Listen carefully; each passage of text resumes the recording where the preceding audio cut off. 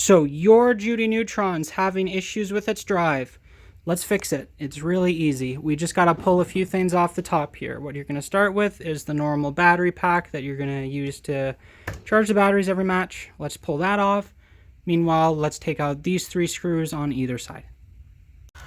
So in this drive teardown, I'll just show you how to take apart everything, and you can use your brain to figure out what you do and don't need to do. From here, you can swap the rear wheel, but to get to the belts, if you blow a belt, we're going to have to remove this 6 screws here, and we can go ahead and take these kind of out up until this wall. We don't need to fully remove them, but we can take them out to here just so that the wheels aren't on them anymore. Good job, you have the top cover off. Now we're going to assume that your gearbox is out or something. I do not have spares for the motor. I will give you spares for the gearbox. I'm so sorry I don't have spares for the motor. That makes me quite sad. Anyways, next step is you're going to take off these 2, and then you're going to go to the bottom and take out the gearbox screws for this. You can figure out which one they are. There's 4 in a rectangle. So to go any further, to remove the gearbox or to swap a belt, you're going to have to pull the weapon off as well. That'll be in the weapon video, just so that you can disconnect the drive ESC. You really can't be wedging at this. So if that blows up, you have spare of this, not of this. You have a spare of the drive ESC as well. Belts, you have a spare. Wheels, you have an entire set.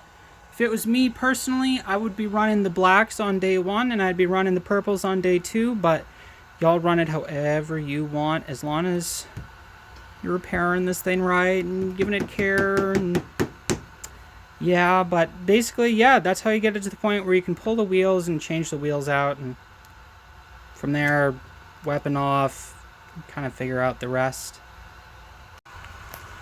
So you've swapped your belts, you've swapped your wheels, you've fixed your gearbox, you've done everything you need to do.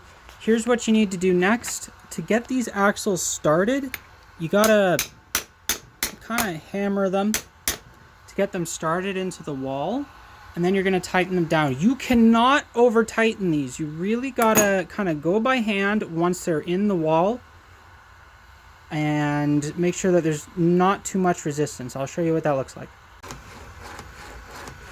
So I'm pretty happy with how tight these are right now. I always check to make sure that the resistance is the same per side as well. That's really important for wear.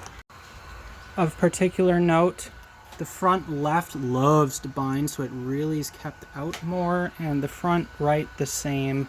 The backs you can kind of go up to the walls, but yeah, just play it by hand, make sure that they feel right. But once you started reassembling this, you're going to make sure you have these 4 screws in, and you're going to make sure that you have the bottom screws for this gearbox in the other gearbox as well.